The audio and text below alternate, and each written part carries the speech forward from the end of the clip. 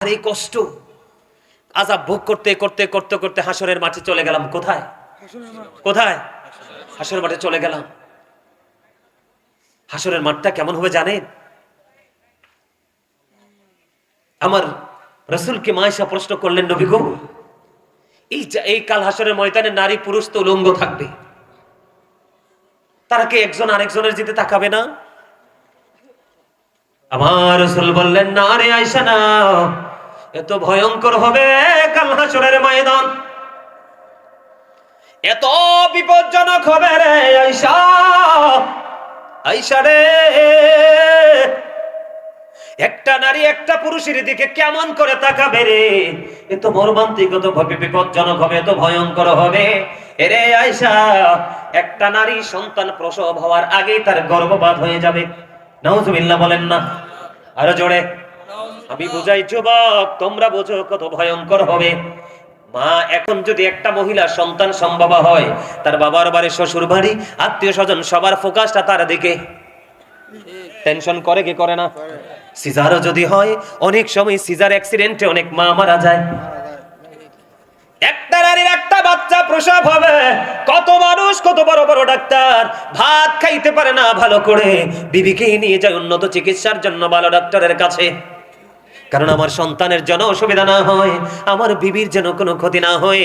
বন্ধু গো, দুনিয়ায় একটা বাচ্চা আসার জন্য কত প্রস্তুতি নিতে হয়, কিন্তু ওই হাসরের ময়দান কত ভয়ঙ্কর হবে রে বন্ধু।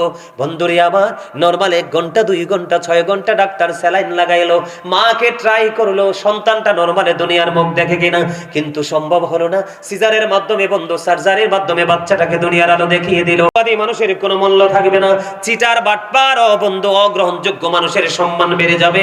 এটাই হলো কিয়ামতের আলামত। আমার রাসূল বলেছেন, characterless people will come in national power. আমার রাসূল বলে দিয়েছেন, কিয়ামতের পূর্বক্ষণে চরিত্রহীন ক্যারেক্টারলেস লোক বন্ধু ক্ষমতার আসনে বসবে। নাউজুবিল্লাহ বলেন না কেন? আরো জোরে বলেন। আছে না নাই? সব কিছু মিলিয়ে বন্ধু, আমি একটু জাহান্নাম নিয়ে আপনাদেরকে বর্ণনা দিতে চাই। নিবিন্নি বর্ণনাটা? জাহান্নাম বন্ধু কত ভয়ঙ্কর, আমি আপনাদেরকে একটুখানি বর্ণনা দিতে চাই রে বন্ধু। এই সব ধরনের মানুষগুলো, সব ধরনের অপরাধী আছে না নাই? এর মধ্যে বিশেষ করে সবচেয়ে বড় ভয়ঙ্কর হলো সুদখোর। কি? আমার রাসূল যখন মেরাজে গেলেন, জাহান্নামের দিকে নজর দিয়ে চাইয়া দেখলেন এক একটা মানুষের পেট এক একটা ঘরের মতো বড় বড়। জিব্রাইলকে বললেন, ভাই জিব্রাইল, এরা কারা? এবার জিব্রাইল উত্তর দিলেন, ইয়া রাসূলুল্লাহ, এরা হলো দুনিয়ার সুদখোর। আমার রাসূল বলে দিলেন, বন্ধু, এই সুদখোরগুলোর পেটের মধ্যে সাপ আর বিচ্ছু দেখা যায়। জোরে জোরে কন্না নাউজুবিল্লাহ, আর জোরে। বন্ধুরে আমার, এখনকার মানুষের মধ্যে ভয় নেই, এখনকার মানুষের মধ্যে তাকওয়া নেই। যেই কোনো অন্যায় অপরাধ দেদারসে করে ফেলে, একটা বারের জন্য কোনো চিন্তা করে? কথা বলেন না, করে না বন্ধু। জাহান্নামীদেরকে মারার জন্য, পিটানোর জন্য যে হাতুড়ি জাহান্নামে বানানো আছে, পৃথিবীর সকল সৃষ্টি মিলে যদি 1 সেকেন্ডের জন্য উপরে উঠাইতে চায়, 1 সেকেন্ডের জন্য বন্ধু উঠাইতে পারবে না। ওই হাতুড়ি দিয়ে বন্ধু কি করতে থাকবে? মারতে থাকবে আর মার খেতে থাকবে। জোরে কন্না নাউজুবিল্লাহ। দৌড় দিতে পারবেন নি? পারবে দেও? ওই যে আল্লাহ ধরবে কিভাবে? কঠিন শক্ত ভাবে, ঠিক কিনা বলায়? মরতে পারবেন? মরার সুযোগ আছে? একটু আগে না বলে দিলাম, মরার কি নাই, বাঁচারও পালাবারও। তাহলে এখান থেকে হিসাব কষে নেন বন্ধু। আমার রাসূল বলে, উম্মত রে, দুনিয়ায় সব বলে গেলেও জান্নাত এবং জাহান্নামের কথা তোমরা ভুল্লা যাইও না। কারণ আপনি দুইটা যদি মনে রাখেন, জান্নাত হলো অবর্ণনীয় সুখ, আর জাহান্নাম হলো অবর্ণনীয় কষ্ট এবং যন্ত্রণার জায়গা। বন্ধুরে আমার দিকে তাকান, জাহান্নামীদের জন্য একমাত্র একবারে বলে ছোট বাজাব, আগুনের 1 জোড়া জুতা। নাউজুবিল্লাহ বলেন না? আগুনের একটা জোড়া জুতা আপনাকে পরাই দেওয়া হবে। এই পৃথিবীর আগুনের মতো না রে ও বন্ধু, এটাই দুনিয়ার আগুনের মতো না। এই আগুনটা কেমন হবে? হযরতে আবু হুরায়রা রাদিয়াল্লাহু তাআলা আনহু থেকে হাদিস বর্ণিত, আপনার আমার প্রাণের রাসূল তিনি বন্ধু বলে দিয়েছেন, আপনার আমার প্রাণের রাসূল তিনি বলে দিয়েছেন, আল্লাহ জাহান্নামের আগুনকে 1000 বছর তাপ দিলেন, আগুনের রং হয়ে গেল সাদা। আল্লাহ কয়, না, এই আগুনে হবে না, আরো তাপ বাড়াতে হবে। আরো 1000 বছর তাপ দিলেন, জান আরো 1000 বছর তাপ দিলেন, আগুনের রং হয়ে গেল বন্ধু লাল। 2000 বছর কত হাজার লাল হয়ে গেল। আল্লাহ কয় না না না, এই আগুনে হবে না। আরো 1000 বছর বন্ধু তাপ দিলেন, ওই আগুনের রং হয়ে গেল কালো। তাহলে 3000 বছর আগুনটাকে উত্তপ্ত করে বরাদ্দ করে রাখা আছে। জোরে জোরে কন্যা নাউজুবিল্লাহ, আরো জোরে বলেন না নাউজুবিল্লাহ। এই জাহান্নামের আগুনটা বন্ধু এত ভয়ঙ্কর হবে, এই আগুনের একজোড়া জুতা বন্ধু পাপীদেরকে পরিয়ে দেওয়া হবে। ও সিনার মানুষ, আমার ভাই আমার বাবা গো, হৃদয় খুলে শুনো, মা বোনদেরকে বলছি গো, এটি হৃদয় সবগুলো তুমি হৃদয়ের মধ্যে গেঁথে নাও।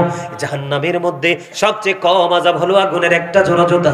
বিয়ে বাড়িতে যেমনি গোস্ত টকবক করে উতরায়, কুরবানির দিনে যেমনি গোস্ত টকবক করে উতরায়, দেখেননি শীতের দিনে ম্যাক্সিমাম বাড়িতে বন্ধু পানি কিন্তু টকবক করে উতরায়, ঠিক তেমনি ভাবে মাথার মগজটা উতরাইতে থাকবে। চিৎকার করবা, হাহাকার করবা, কাউকে খুঁজে পাবা না, বাঁচতে পারবা না, মরতে পারবা না, পালাইতেও পারবা না।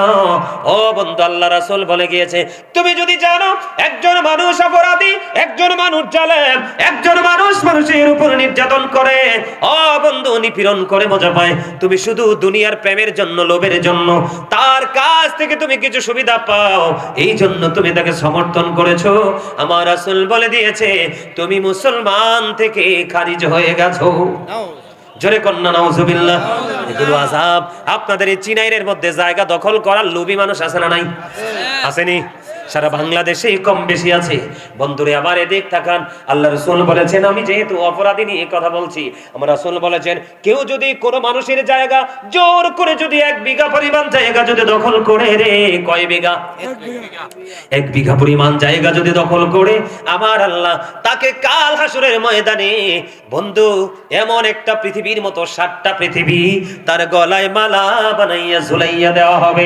জোরে জোরে কন্যা নাউজুবিল্লাহ। ভয়ঙ্কর খবর কিনা বলেন?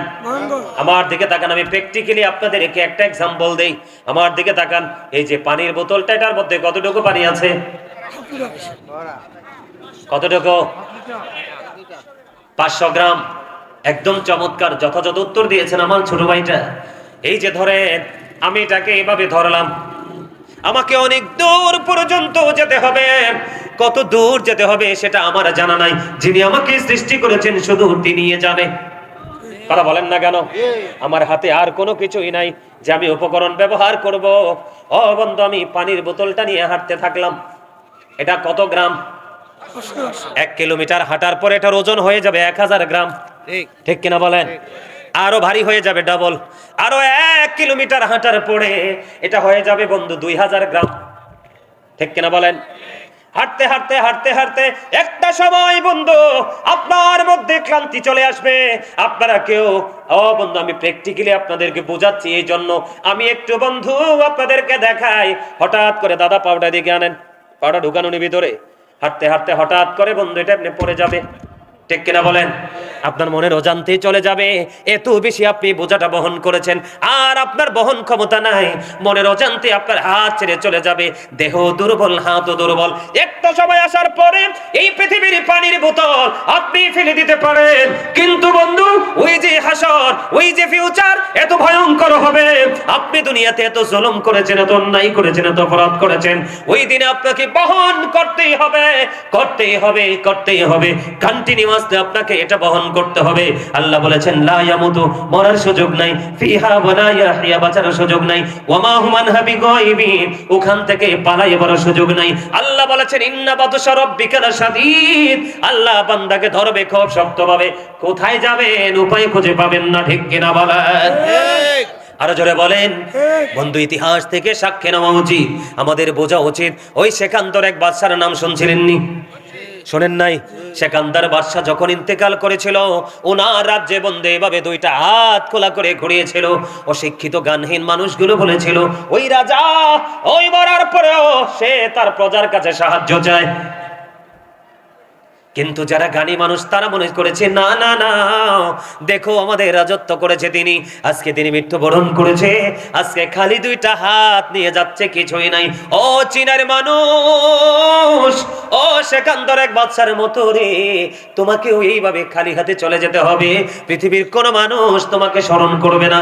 এই জন্য আমি সব সময় বলি, যখন তোমার কেউ ছিল না তখন ছিলাম আমি, এখন তোমার সব হয়েছে, পর হয়েছে আমি, যখন তোমার কেউ রবে না রব শুধু আমি, আমার কাছে আসতে হবে মনে রেখো তুমি। তোরা চাস কিছু, তোরা চাস কিছু কারো কাছে খোদার মদদ ছাড়া, অন্যের ওপর ভরসা ছেড়ে নিজের পায়ে দাঁড়া।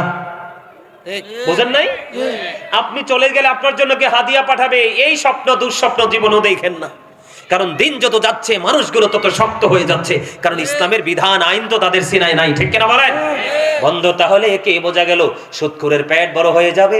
অন্য হাদিসের মধ্যে আসছে সুদখোরকে রক্তের নদীতে ছেড়ে দেওয়া হবে। হুজুর কেন?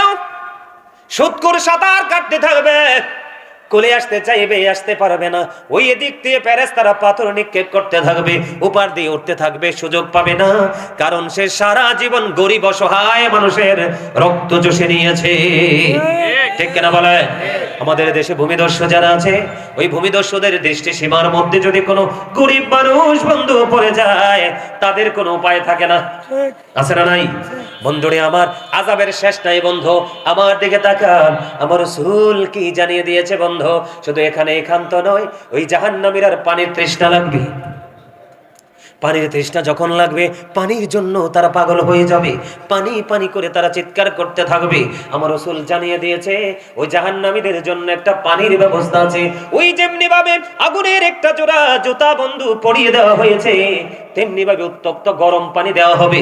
এই গরম পানিটা হাদিস শরীফের মধ্যে এসেছে, মাথার মধ্যে ঢেলে দেওয়া হবে রে, মাথার মধ্যে ঢালতে দেরি, এটা পেটের মধ্যে ঢুকবে, ঢুকতে দেরি তোমার দুই রানের মধ্যখান দিয়ে লজ্জাস্থান দিয়ে লিকুইড হয়ে, জুসের মতো লিকুইড হয়ে সব কিছু করে করে বের হতে থাকবে।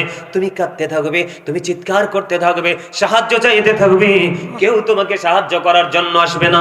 জোরে জোরে কন্যা নাউযুবিল্লাহ। আর জান্নাতি যারা হবে তাদের খবর জানেননি, যারা জান্নাতি হবে, একটু কষ্ট করো, চিরস্থায়ী সুখ তোমার জন্য অপেক্ষা করতেছে। আর ক্ষণস্থায়ী জীবনের সুখের জন্য চির সুখকে তুমি কবরে পাঠিয়ে দিচ্ছ বন্ধু। জান্নাতি যারা হবে তাদের জন্য জান্নাতে 4টা নহর বরাদ্দ থাকবে। এর মধ্যে রাসূল বলেছেন, বিসমিল্লাহ শরীফ যারা সঠিকভাবে তেলাওয়াত করবে প্রত্যেকটা ভালো কাজের আগে, তার জন্য 4টা জান্নাত, 4টা নহর বরাদ্দ থাকবে। একটা হলো বন্ধু দুধের নদী, একটা হলো শরবতের নদী, একটা হলো পানির নদী, একটা হলো মধুর নদী। বন্ধ, পাপীরা গরম পানি চাইবে, মাথায় ঢালা হবে গরম পানি, লিকুইড হয়ে যাবে, সবগুলো গলে গলে বের হতে থাকবে।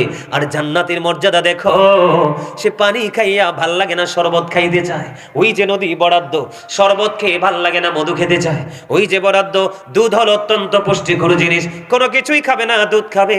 ওই দুধের নদী নহর বরাদ্দ আছে। সবচেয়ে বড় মজার খবর হলো, যতই তুমি খাও ঢেকের সাথে ফিনিশ হয়ে যাবে, পায়খানা হবে না, প্রস্রাব হবে না। সুবহানাল্লাহ কোন না? আরো জোরে সুবহানাল্লাহ, আরো জোরে সুবহানাল্লাহ। আর ওয়াজ করন যাইতো না তো শাহিন ভাই, এই যে দুর্বল হয়ে পড়ছে।